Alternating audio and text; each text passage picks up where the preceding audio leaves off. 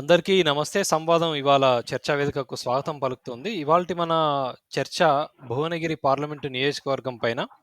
మనకు 17 నియోజకవర్గాలున్నాయి తెలంగాణలో. ముఖ్యంగా మనం గత వారం ఆదిలాబాద్ గురించి ఒక అతిథిని పిలుచుకొని చర్చించుకున్నాం. ఈ వారం భువనగిరి అత్యంత ప్రాముఖ్యమైనటువంటి నియోజకవర్గం మీద మనం చర్చించుకోవడానికి నాగరాజు అరణి గారిని స్వాగతం పలుకుతున్నాను. సార్, మీకు స్వాగతం పలుకుతుంది సంవాదం.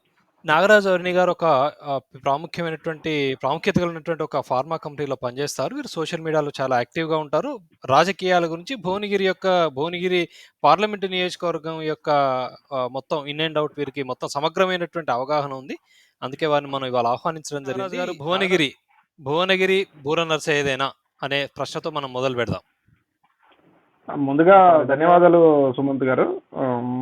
సంవాదాలకు ధన్యవాదాలు ఈ అవకాశం ఇచ్చినందుకు.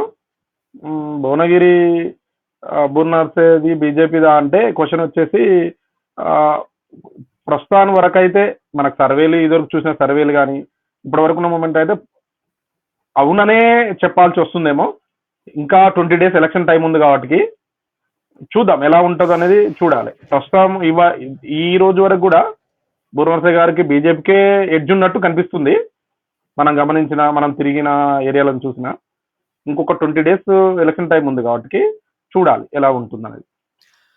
మీరు గ్రౌండ్ లెవెల్‌లో ఉంటారు కాబట్టి, అంటే రోజు జరిగేటువంటి పొలిటికల్ ర్యాలీస్ వాటిని అన్నిటిని అబ్జర్వ్ చేస్తుంటారు కాబట్టి, మిమ్మల్ని నా రెండో ప్రశ్న ఏంటి అంటే, భువనగిరి పార్లమెంట్ నియోజకవర్గంలో నిలబడ్డ మిగతా పార్టీ అభ్యర్థులు ఎవరు? వారి ప్రచార సరళి ఎలా ఉంది?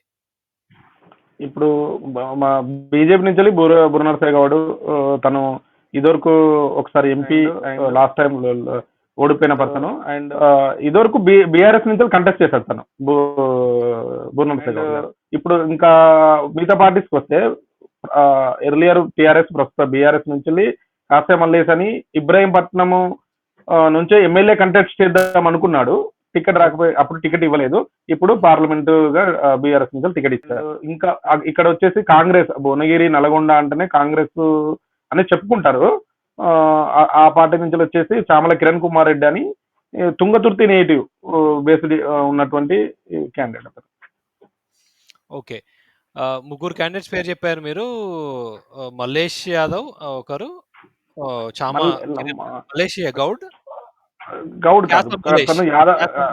క్యామ మల్లేష్ కురుమ సామాజిక వర్గం.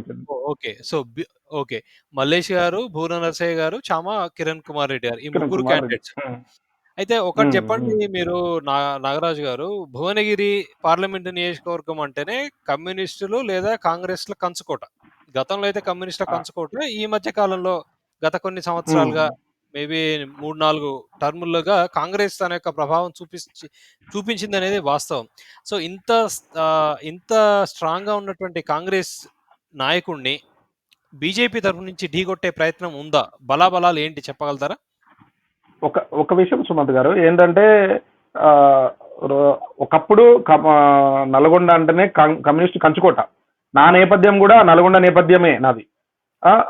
మల్లు స్వరాజ్యం తుంగతుర్తి నుంచి గెలిచిన చరిత్ర. తర్వాతకి మీకు ఇంకోటి ఈ భువనగిరి పార్లమెంటు 2008లో ఏర్పడడం జరిగింది. 2008 తర్వాతకి మొదటి ఎలక్షన్ 2009లో టీడీపీ, కమ్యూనిస్టు, ఈ ప్రస్తుత BRS, Nomula Narsaiah communist Nakrekal winner MLA ఇదివరకు ఉంటుండే. తను భువనగిరి నుంచి 2009లో ఎంపీగా పోటీ చేశాడు ఉమ్మడి కూటమిలో.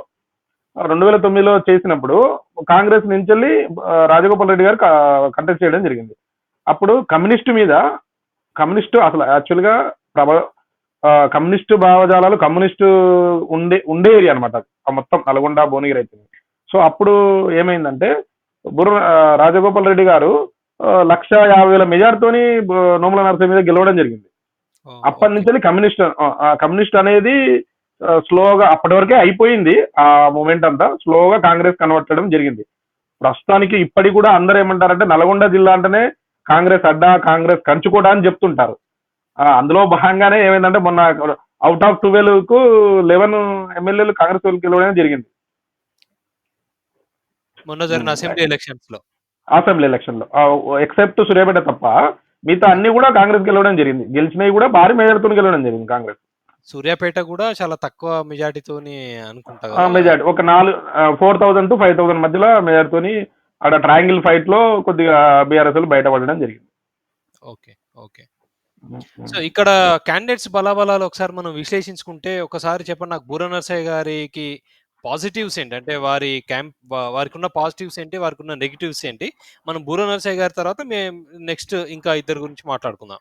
పాజిటివ్ గురించి వచ్చేస్తే, తను మనము తెలుసుకున్న గ్రౌండ్ లో తెలుసుకున్నది, తిరుగుతున్నప్పుడు అబ్జర్వ్ చేసింది ఏంటంటే తన వే ఆఫ్ అప్రోచింగ్ మృదు స్వభావి, హెల్పింగ్ నేచర్ ఉంటుంది. డాక్టర్ గా ఉన్నప్పుడు ఆయన ఆయన వృత్తి ఏంటంటే డాక్టర్ బేసికల్ గా ఒక మంచి పేరున్న డాక్టర్ అని కూడా అందరూ చాలా మందికి తెలుసు అనమాట. అదొకటి. అండ్ పాజిటివ్, ఇన్నిటికంటే కూడా పాజిటివ్ ఏంటంటే దేశం మొత్తం మోడీ వేవ్ నడుస్తుంది. ఓకే. సో భువనగిరిలో ఎవరు కదిలించినా మోడీ అనే మూమెంట్ అయితే ఉన్నది. సో తను కూడా ఏం చెప్పుకుంటున్నాడంటే నేను మోడీ సైనికుడిగానే మీ ముందుకు వస్తున్నాను. సో ఆయన 400 సైన్యంలో నన్ను ఒక్కని పంపించండి అని అదొకటి.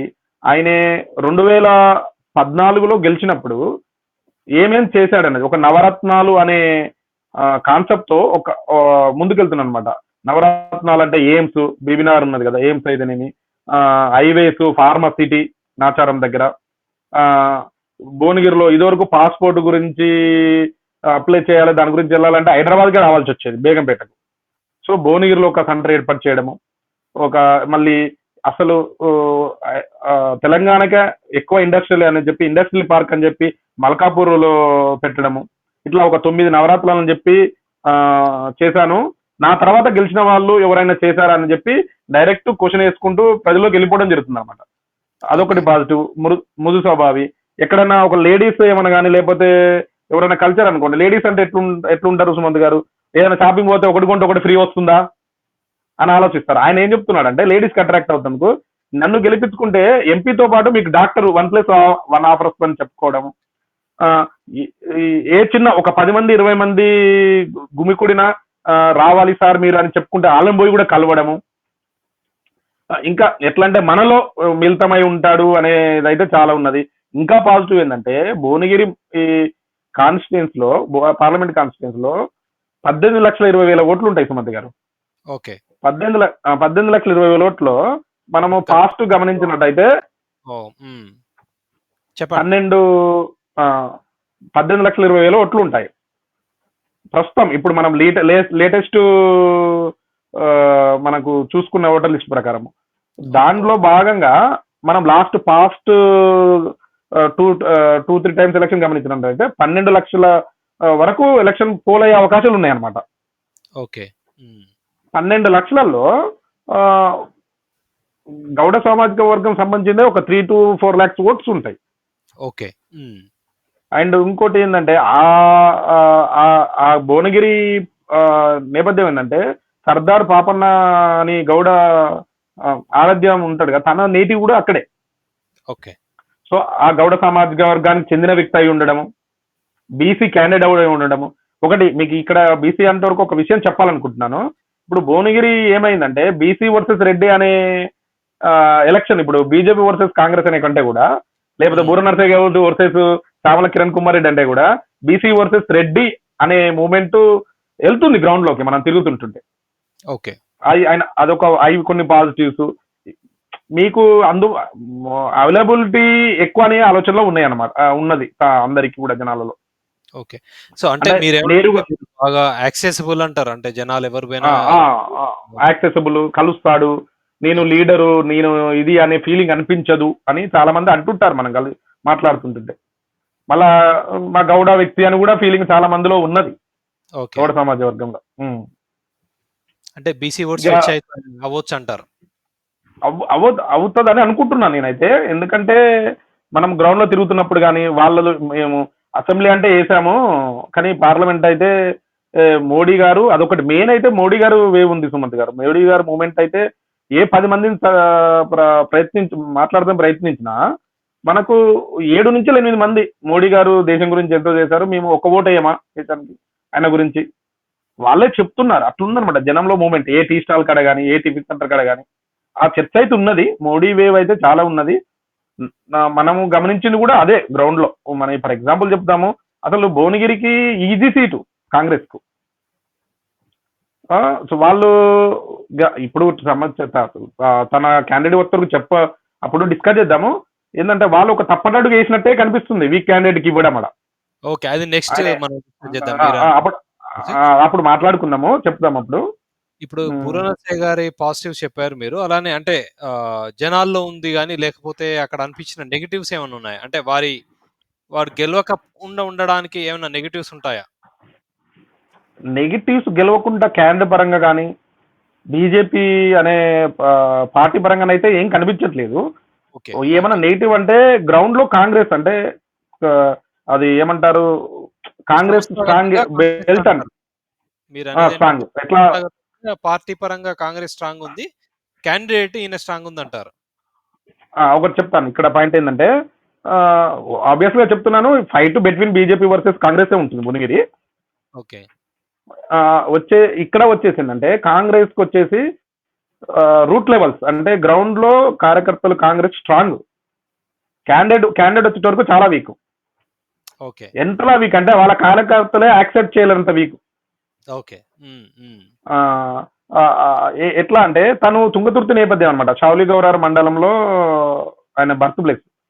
సో అక్కడ తుంగతుర్తికే ఆ పరిసర ప్రాంతాలని ఆయన ఫేస్ ఐడెంటిఫికేషన్ చేయగలుగుతారు. ఓకే. మిగతా 6 కాన్స్టిట్యూన్సీలకు వచ్చే వరకు తను ఎవరో కూడా తెలియలేని పరిస్థితి కాంగ్రెస్ క్యాండిడేట్. ఓకే. ఓకే.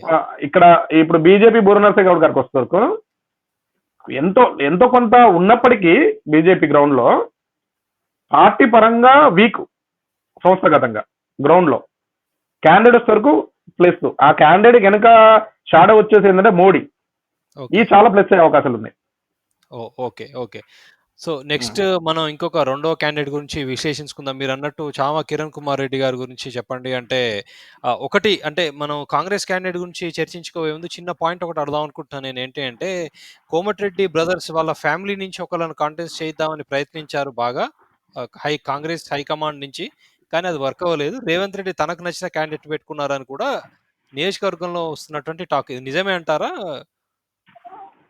ఒక 2 పాయింట్స్ సుమంత్ గారు ఇక్కడ. ఏంటంటే మనకు కూడా ఉన్న ఇన్ఫర్మేషన్ ఏంటంటే రాజగోపాల్ రెడ్డి వాళ్ళ మిసెస్ కు లక్ష్మి గారికి ఇప్పియాలని ప్రయత్నం చేశారని జరిగిన మాట వాస్తవమే, చర్చ జరిగింది. రేవంత్ రెడ్డి ఏమో నల్గొండలో నా సంబంధించిన వాళ్ళ ప్రభావం ఉండాలి, ఒక క్యాండిడేట్ నాకు ఉండాలని చెప్పి రేవంత్ రెడ్డి ఈ వర్గమైనటువంటి చామల కిరణ్ కుమార్ రెడ్డికి ఇప్పించుకోవాలని చెప్పి ఆయన ప్రయత్నం చేస్తున్న చర్చ కూడా బాగా జరిగింది. అయితే మనకు ఉన్న ఇన్ఫర్మేషన్ ఏంటంటే అది వాస్తవమో కాదో తెలియదు. మనకు సర్వేస్ ఎవరు వాళ్ళ ఇంటర్నల్ సర్వేస్ లో కొద్దిగా నెగిటివ్ ఉన్నాము, బీజేపీ వే ఉన్నది. ఇప్పుడు రాజగోపాల్ రెడ్డి వాళ్ళ బ్రదర్ వచ్చేసి కోమటిరెడ్డి వెంకరెడ్డి సిట్టింగ్ మంత్రి, కొత్త మంత్రి అతను, తను MLA sitting Munugode MLA.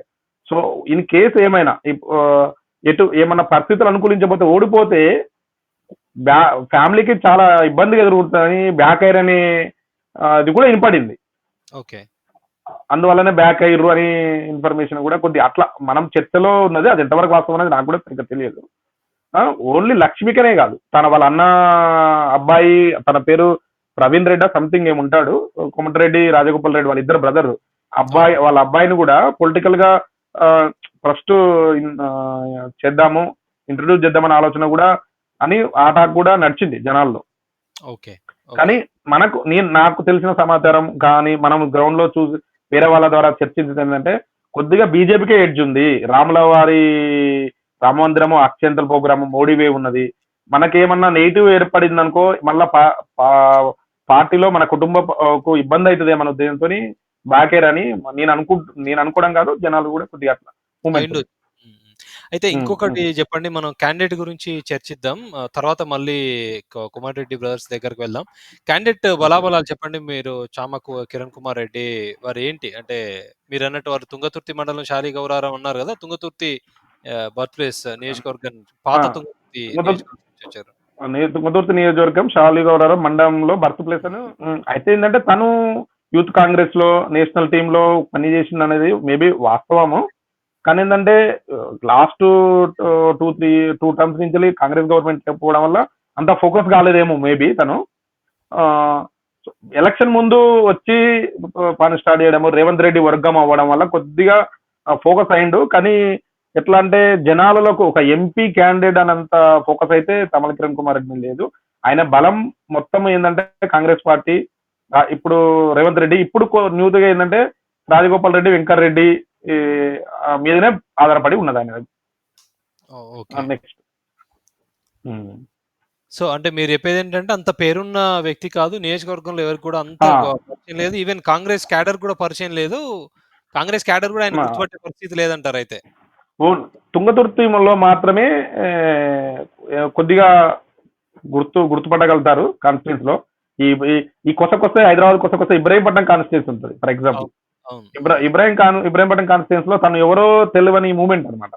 Okay okay, ఆ మూమెంట్ ఉంది. ఆ మూమెంట్ లోనే మనం కొంత ఇద్దరు ముగ్గురిని టచ్ చేసిన మన సర్కిల్లో వేరే వాళ్ళు, మన ఫ్రెండ్స్ లో కానీ మన బంధువులో కానీ కాంగ్రెస్ వాళ్ళని టచ్ చేస్తే వాళ్ళ ఫీలింగ్ ఎట్లుందంటే, కాంగ్రెస్ వాళ్ళే స్వయంగా చెప్తున్నారు. ఒకలా మనం ఇప్పటిదాకా డిస్కస్ చేసాము కొమ్మటిరెడ్డి ఫ్యామిలీ నుంచి అంటే, వాళ్ళు కొమ్మటిరెడ్డి ఫ్యామిలీ నుంచి నిలబడితే మాత్రం మేము ఆలోచిస్తాము ఓటేస్తానికి, వాళ్ళు కాకుండా వేరేటోళ్ళకి వస్తే మాత్రం మోడీకే ఇస్తాము ఓటు అనేది కాంగ్రెస్ వాళ్ళే చాలా మంది చెప్పారు. మనము మా రిలేటివ్ ఫంక్షన్స్ లో కానీ బయట డిస్కషన్ ఎక్కడ మంది. ఓకే, సో ఇంకొక పాయింట్, సో బలాబలాలంటే మీరు ఈ క్యాండిడేట్ నుంచి మీరు చెప్పారు అంత వెల్ నోన్ ఫేస్ కాదు, మీరు అన్నట్టు క్యాడర్కి అంత పరిచయం లేదని. సో మనం నెక్స్ట్ షిఫ్ట్ అవుదాం. కేసీఆర్ బీఆర్ఎస్ అభ్యర్థి మల్లేష్, ఆయన గురించి చెప్పండి. ఆయన సడన్ గా ఎప్పుడు వినపడని పేరు ఊడిపడ్డట్టుంది కదా, ఈ పేరు సడన్ గా వచ్చినట్టుంది కదా ఈ పేరు. అసలు అదే యాక్చువల్గా నేను ఉండేది ఇబ్రాహీంపట్నం కాన్స్టిట్యూన్సీ ప్రస్తుతం. సో పేరు అనౌన్స్ చేయగానే నేనే సెర్చ్ చేసా ఎవరి పర్సన్ అని. సో సేమ్ పరిస్థితి అనమాట.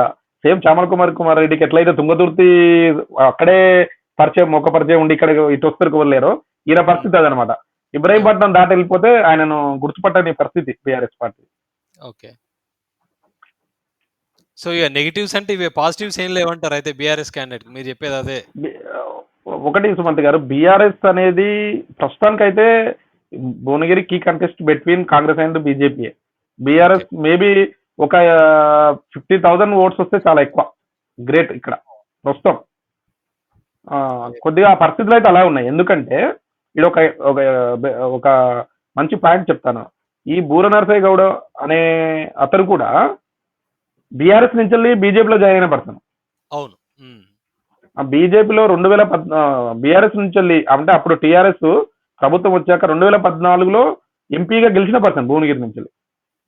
ఎవరైతే ఇప్పుడు మనం రాజగోపాల్ రెడ్డి అనుకుంటున్నామో ఆయన అంతకుముందు సిట్టింగ్ ఎంపీ 2014 వరకు. 2014లో రాజగోపాల్ రెడ్డి మీద 30,000 పైచిలకు ఓట్లతో మెజారిటీతో గెలిచాడు.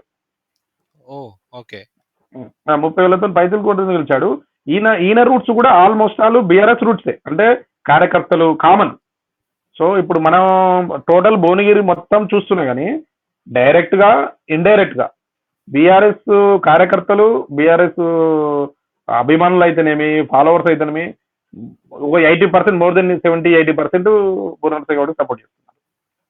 ఇంకా రీసెంట్లీగా అయితే ఒక త్రీ డేస్ నుంచి అయితే జాయినింగ్ చాలా అద్భుతంగా జాయిన్ అవుతున్నారు బీజేపీలో. ఓకే, అంటే ఏ పార్టీ నుంచి ఎక్కువ జాయిన్ అవుతున్నారు అంటారు? బీఆర్ఎస్ నుంచి. ఓకే, అంటే ఏ స్థాయి నాయకులు, కింది స్థాయి నాయకులు అట్లా? ఇప్పుడు మనకు సూర్యాపేట జగదీశ్వర్ రెడ్డి ఉన్నారు, మాజీ మంత్రి. అవును, ఆయనకు ఎట్లా అంటే అత్యంత సన్నిహితులైనటువంటి సూర్యాపేట జిల్లా జడ్పీ చైర్పర్సన్ గుజ్జు సుధా యుగేందర్ అనే వాళ్ళు జాయిన్ అయ్యే అవకాశాలు ఉన్నాయి. ఇంకా జాయిన్ అవ్వలేదు, ఆ న్యూస్ నడుస్తుంది ఆడ నాగారం కేంద్రంగా. జగదీశ్వర్ రెడ్డి సొంత మండలం నాగారం అనమాట. ఆడ ఎంపీటీసీలు, జెడ్పీటీసీలు, సర్పంచ్ జాయిన్ అయ్యే అవకాశాలు ఉన్నాయి అనమాట అని న్యూస్ నడుస్తుంది. అధికారికంగా జరగడమే ఆల్మోస్ట్ అది అయిపోయినట్టే నాగారంది కూడా. నాగారము అండ్ తుంగతుర్తిలో సంకినేని వెంకటేశ్వర్ వాళ్ళ బ్రదరు బీజేపీలో ఉన్నారు. సో అక్కడ కూడా మాజీ సర్పంచులు, వార్డు మెంబర్లను కూడా జాయిన్ చేసుకోవడం జరుగుతుంది. అక్కడికి వస్తే ఇప్పుడు ఇబ్రాహీంపట్నం వచ్చేసి మొన్నటి వరకు టీఆర్ఎస్ ఎమ్మెల్యే మంచిరెడ్డి కిషన్ రెడ్డి. ఇబ్రాహీంపట్నంలో ఇక్కడ ఒక పాయింట్ చెప్తాను, నాకు అవగాహన, నాకున్న సమాచారం మరి చెప్తున్నాను. బూర నరసయ్య గౌడ్కు ఇబ్రాహీంపట్నంలో మంచి మెజార్టీ వచ్చే అవకాశాలు వస్తుంది అనమాట. ఓకే, సో ఇక్కడ కూడా ఇబ్రాహీంపట్నం నుంచి మంచాల, అక్కడ లోయపల్లి, మంచాల అండ్ పోచంపల్లి అంటే అది వచ్చేసి మునుగోడుకి వెళ్తుంది, కానీ అంబర్పేట, పెద్దంబర్పేట మున్సిపాలిటీలు ఇవి అన్ని కూడా చాలా మంది జాయిన్ అవుతారు. మన గుంట్లూరు నుంచి గుంట్లూరు వెంకట్ గౌడ్ అని cine actor come BRS candidate, Guntluru okay. Venkat Goud అని. ఓకే. నిన్న కాక మొన్న ఒక 100 మందితో అలా ఒక ఉద్యమకారుడు రాజు అనే ఒక ఉద్యమకారుడు ఉన్నాడు, అలా ఒక 100 మందితో పార్టీ ఆఫీస్ లో జాయినింగ్ జరిగాయి. సో ఇక్కడ మంచి ఇబ్రాహీంపట్నం మంచి ప్లెచ్చింగ్ ఉంటుందని అనిపిస్తుంది ఎందుకో, అలా మూమెంట్ అట్లా ఉంది. ఇబ్రాహీంపట్నం అయితేనేమి, కొద్దిగా మునుగోడు, చౌటుప్పల్, ఈ ఇక్కడ భువనేశ్వర్ గౌడ్కి ఇంకా పాజిటివ్ వచ్చేసిందంటే ఆయన భువనగిరి కాన్స్టిట్యున్సీ విస్తీర్ణ రంగారెడ్డికి, హైదరాబాద్ సిటీకి అనుకొని ఉండడం. ఓకే. అట్లా అనమాట. ఇప్పుడు ఆ భువనగిరికి వస్తే వరకు, భువనగిరి కాన్స్టిట్యూషన్ ఆలేరు భువనగిరికి వస్తే వరకు అక్కడ ఈసీఎల్ కు ఆనుకొని బొమ్మల రామారము ఓకే. అట్లా ఉండడం కొద్దిగా పాజిటివ్ కదా. ఇప్పుడు బీజేపీ అంటే సిటీ పార్టీ అని అంటారు కదా, అవు. సో అది అవకాశం ఉంది అట్లా. అయితే మనం ఇంకొక కొన్ని ఇంపార్టెంట్ ముఖ్యమైనటువంటి విషయాలు ఏంటంటే క్యాంపెయిన్ సరళి ఎలా ఉంది, అంటే ప్రచార సరళి ఎలా ఉంది బూరా నరసయ్య గౌడ్ గారిది కానీ కాంగ్రెస్ది కానీ. ఇక్కడ చూసినట్టయితే కాంగ్రెస్ ఉన్నటువంటి నియోజకవర్గాల్లో, అసెంబ్లీ నియోజకవర్గాల్లో మీకు ఒకసారి నేను చూపిస్తాను అసెంబ్లీ నియోజకవర్గాలు ఎన్ని ఉన్నాయి ఏంటి అనేది మనం చూడొచ్చు. ఇక్కడ ఈ ఉన్నటువంటి 7 అసెంబ్లీ నియోజకవర్గాలు ఇబ్రహీంపట్నం, మునుగోడు, భువనగిరి, నకరికల్, తుంగతుర్తి, ఆలేరు, జనగాం, ఈ అన్ని నియోజకవర్గాల్లో ప్రస్తుతం 2023లో జరిగినటువంటి ఎలక్షన్స్ లో కాంగ్రెస్ గెలిచింది ఒక్క సూర్యాపేట తప్ప, అంతేనా? సూర్యాపేట కాదు, సూర్యాపేట వచ్చేసి నల్గొండకి వెళ్తుంది. ఓకే. ఓకే.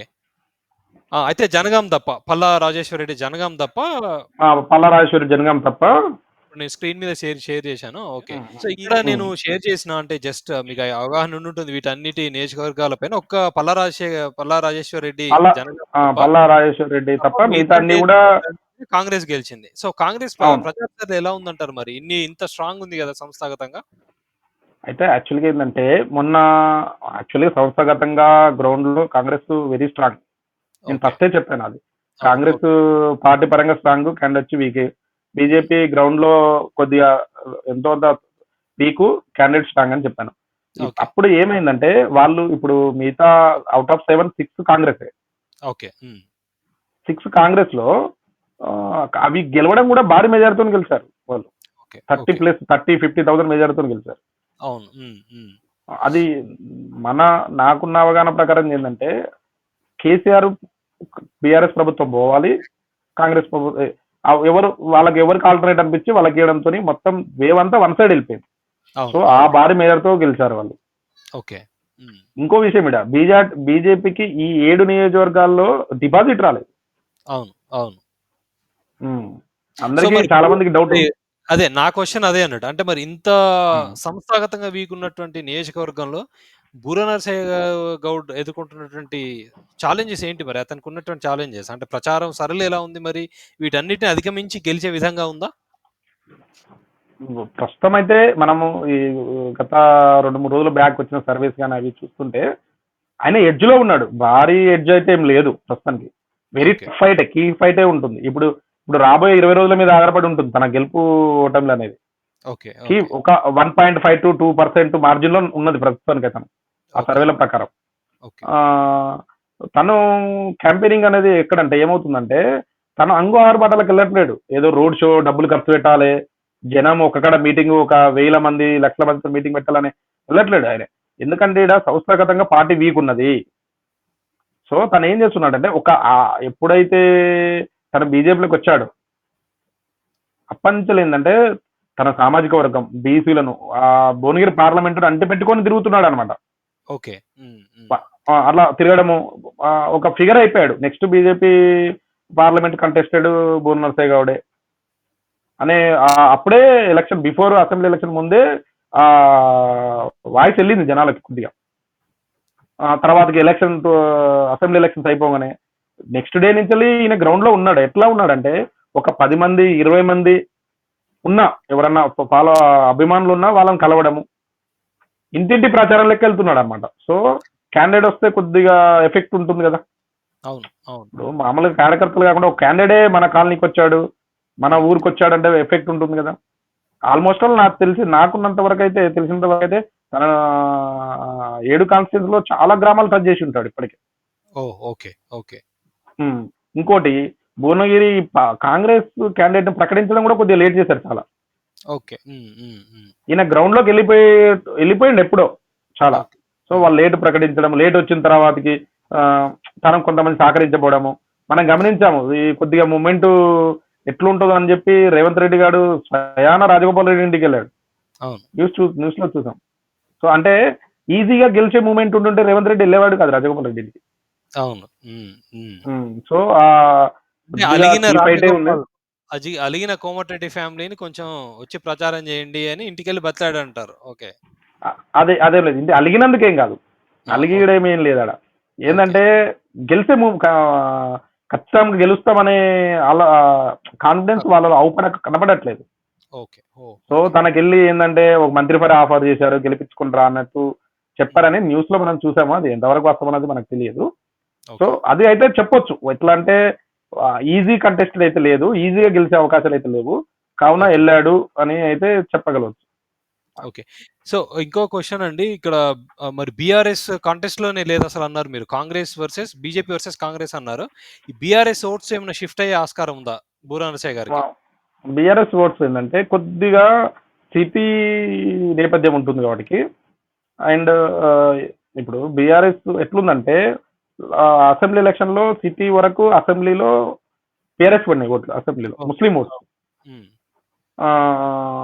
విలేజ్ కు రూరల్ ఏరియాలకు వెళ్తున్నారు కాంగ్రెస్ కు పడింది ముస్లిం ఓట్స్. ఇప్పుడు మనం గమనిస్తుంది ఏంటంటే ఇది ఇబ్రాహీంపట్నం అనేది సిటీ అంటే హైదరాబాద్ రంగారెడ్డి కానుకొనే ఉంటుంది మొత్తం విస్తీర్ణం. సో ఇక్కడ మనం గమనిస్తుంది ఏంటంటే ముస్లిం ఓట్స్ అవుట్ అండ్ అవుట్ గా కాంగ్రెస్ షిఫ్ట్ అవుతుంది. ఇంకా అక్కడ ఉన్నది ఏంటంటే బీఆర్ఎస్ లో ఉన్న కార్యకర్తలు కానీ అందులో ఉన్న అభిమానులు హిందూ భావాల వాళ్ళు కొద్దిగా బీజేపీకి మోడీకి షిఫ్ట్ అవుతున్నట్టు కొద్దిగా అవపడుతుంది. చాలా వరకు అయితే major vote share BRS the బీజేపీకి షిఫ్ట్ అవుతుంది. అదొకటి. మీకు ఇప్పుడు ఒక కాయిన్ చెప్పాను, తను బీఆర్ఎస్ నేపథ్యం ఉన్న పర్సన్ కదా వచ్చి. సో తన పాత నెట్వర్క్ ఏమైనా యూజ్ చేస్తుంటారు.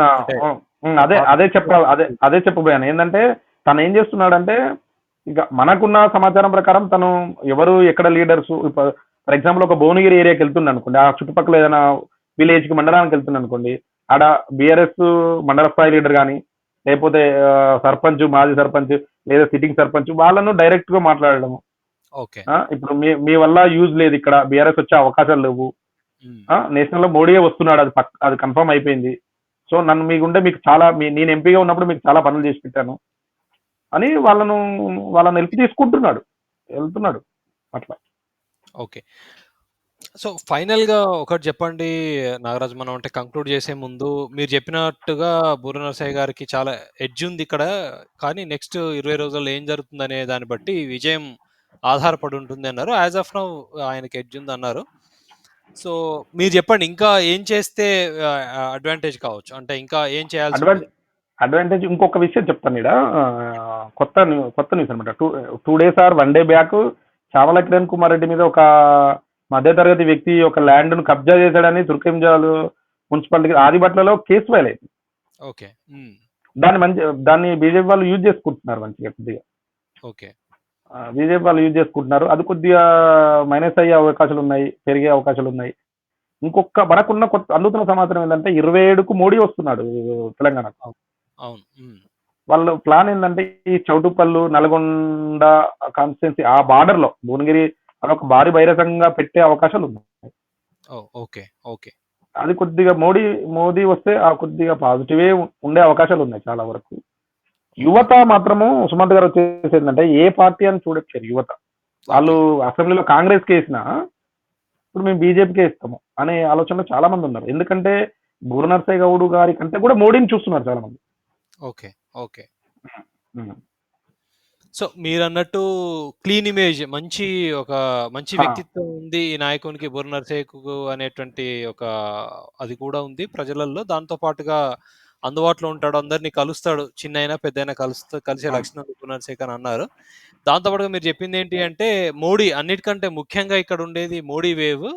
ఇక్కడ క్యాండిడేట్ యొక్క లక్షణాలతో పాటుగా మోడీ వేవ్ కూడా యాడ్ అయ్యి బూర నరసయ్య గారు భువనగిరి గెలిచేటువంటి అవకాశం ఉంది అని అంటారు మీరు ఫైనల్ గా, అంతేనా? ప్రస్తుతానికైతే నేను గెలుస్తుండు అని పక్కా చెప్పడం సమంజసం కాదు ఈ టైం కాజర్ నా.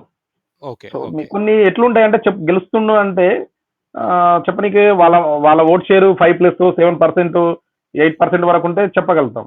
అవును అవును. కానీ ఇప్పుడు ఎట్లుందంటే ఏమున్నా ఒక 2 to 3% ఉంది. ఓకే అది ఈ ప్రస్తుతం ఉన్న ప్రచార శైలిని చూస్తుంటే తగ్గే అవకాశాలు అయితే ఏం కనిపించట్లేదు. ఓకే. ఎందుకంటే ఆడ క్యాండిడేట్ వచ్చేసి చాలా వీక్ అయిపోయింది పరిస్థితి. అదే. సో ఇక్కడ ఆయన అదే మీడియా భువనగిరిలో ఉన్నటువంటి అడ్వాంటేజ్ ఇదేంటి అంటే మిగతా ఇద్దరు కూడా చాలా week candidates. Week BRS candidate. లేదు, ఉన్నటువంటి కాంగ్రెస్ క్యాండిడేట్ చాలా వీక్ క్యాండిడేట్. ఆయన ఇప్పటికి కూడా కోమటిరెడ్డి బ్రదర్స్ మీదనే డిపెండ్ కావాల్సిన పరిస్థితి. ఆయన సభలలో కూడా అదే చెప్తున్నాడు. మా అన్న వాళ్ళు ఉన్నారు, అన్నలు ఎమ్మటి నేను నడుస్తా, వాళ్ళ అన్న వాళ్ళు ఎంతో మందికి చేశారు అని వాళ్ళని మీదనే వేస్తున్నాడు. కానీ నేనేం చేస్తానని అయితే ప్రజలకు చెప్పే పరిస్థితి లేదు. ఓకే అట్లుందన్నమాట. ఎట్లా ఓకే. ఇంకోటి చెప్పండి, అంటే ఈ క్యాండిడేట్స్ ప్రచారం చేస్తున్నప్పుడు భువనగిరి పార్లమెంట్ నియోజకవర్గం ఉన్నటువంటి సమస్యలు ఇవి ఉన్నాయి, వీటిని తీర్చే ప్రయత్నం మేము చేస్తామని ఎవరన్నా అంటున్నారా? అక్కడ ఉన్నటువంటి ముఖ్యమైన సమస్యలు ఏంటి? ముఖ్యమైన సమస్యలు వచ్చేసి ఏంటంటే ఎయిమ్స్ ఉన్నది కదా, ఆయన ఓకే బూరనరస గౌడ్ ఉన్నప్పుడు తెచ్చిందే ఎయిమ్స్. అది ఒక 30%, 25% మాత్రమే కంప్లీట్ అవ్వడం జరిగింది. ఇంకా పెండింగ్ 70% ఉంది. ఓకే. సో భువనగిరి కాంటెస్ట్ మొత్తం పేరు మీద ఎయిమ్స్ అనేది కీ పాయింట్ అవుతుంది ప్రస్తుతానికి. ఓకే. ఎందుకంటే చాలా మంది ఆయన ప్రచారంలో కూడా ఏం చెప్పుకుంటున్నాడు అంటే వేరే హాస్పిటల్కి వెళ్తే 5 లక్షలు అయ్యే వైద్యము ఎయిమ్స్కి వెళ్తే మీకు 5,000 లేకపోతే 1,000 రూపాయలతో అయిపోయే అవకాశాలు ఉన్నాయి అని చెప్పుకుంటున్నాడు బూరనరసేగౌడ్ కూడా. ఓకే. సో దాన్ని చెప్తున్నాడు పాయింట్. ఎట్లంటే ఇంకా 30% అయింది, ఇంకా 70% కంప్లీట్ కావాల్సింది. దాన్ని నేనే తెచ్చాను, మధ్యలో వచ్చిన వాళ్ళు చేయలేదు, దాన్ని పట్టించుకోలేదు కూడా అని చెప్తున్నాడు. అదొక సమస్య ఉంది. ఇంకా మెయిన్ సమస్య వచ్చేసిందంటే భువనగిరికి 3 నేషనల్ హైవేస్ ఉన్నాయి. Okay. Hyderabad Vijayawada national highway, and Warangal Hyderabad national highway. Okay. రీసెంట్లీగా ఒకటి వచ్చేసి అది ఎట్లా అది ఇంకా అవుతుంది ప్రాసెస్. అది కాదు అది వచ్చేసి ఏంటంటే నాగారము ఆ నకరికల్ నుంచి ఒక హైవే అయిపోయింది. అది దాన్ని Chhattisgarh exactly Chhattisgarh highway. So ఇన్ని హైవేలు ఉన్నా కానీ వాటి కనెక్టివిటీ, విలేజ్ కనెక్టివిటీ రోడ్స్ అనేది చాలా దౌర్భాగ్యంగా ఉన్నాయి అనమాట. ఓకే. మీకు ఒక ఎగ్జాంపుల్ చెప్తాడు. తుంగతుర్తి కాన్స్టిట్యూన్స్ లో మందుల సామెల్ అనే కాంగ్రెస్ క్యాండిడేట్ 50,000 మెజార్టీతో గెలిచాడు. ఓకే. ఎందుకు గెలిచాడంటే అసలు మనము ఈ మోత్కూర్ టు తిరుమలగిరి, ఆ తుంగతుర్తి టు తిరుమలగిరి రోడ్స్, ఆ రోడ్స్ వల్లనే ఒక 20,000 మెజార్టీ వచ్చి ఉంటుంది ఖచ్చితంగా అతనికి. ఓకే. గాదర్ కిషోర్కి అంత వ్యతిరేకత వచ్చింది అనమాట. ఈ కనెక్టివిటీ రోడ్లు అనేది చాలా ప్రాబ్లమ్స్ జనాల్లో ఉంది. ఓకే. అది మెయిన్. ఎవరు అడిగినా అదే అడుగుతున్నారు క్యాండిడేట్స్ వస్తే. ఓకే. అదొకటి సమస్య. ఇంకా వచ్చేసి వైద్యం సంబంధించి చాలా సమస్యలు ఎదుర్కొంటున్నారు. అప్పుడు కేసీఆర్ ఉన్నప్పుడు ప్రతి మండలానికి 100 పడకల హాస్పిటల్ ఇవన్నీ చెప్పారు కానీ అవ్వలేదు. అదో సమస్య ఎదుర్కొంటున్నారు చాలా మంది. ఇంకా వచ్చేసి ఇంకా మూసీ ప్రక్షాళన ఏమైనా ఉందా? అదేమైనా సమస్య అంటారు? మూసీ ఎక్కువ భాగం అగ్రభాగం భువనగిరి నియోజకవర్గం నుంచే పోతుంది కదా, అలా పోయి అట్లా సూర్యాపేట నుంచి వెళ్ళి వాడపల్లి దగ్గర కలుస్తుంది కదా. మూసీ అనే ప్రక్షాళన అనేది ప్రతి ఒక్కరూ వాళ్ళ అజెండా పెట్టుకుంటున్నారు, ప్రతి క్యాండిడేట్. కానీ ఇప్పటి వరకు చేసిన వారు లేరు. ఈసారి మరి చూడాలి చేసేవాళ్ళు లేరు. అది పెద్ద చాలా సమస్య. ఎందుకంటే ఇప్పుడు ఈ హైదరాబాద్ నుంచి వెళ్ళి నాగోలు ఇట్లా వెళ్ళుకుంటూ ఆ నకరికల్లు మూసీ డ్యామ్ ఉంటుంది, నకరికల్ నియర్ బై. మొత్తం భువనగిరి పార్లమెంట్ లో మొత్తం ఆ మూసీ నది అనేది చాలా దూరం ఉంటుంది. సో ఒక ఎగ్జాంపుల్ చెప్తాను. సూర్యాపేట నియర్ నకరికల్లో ఆ కాన్స్టిట్యూన్స్ లో ఆ మూసి కింద పండించుకున్న పంట తినాలంటే ధైర్యం చేయట్లేదు చాలా మంది.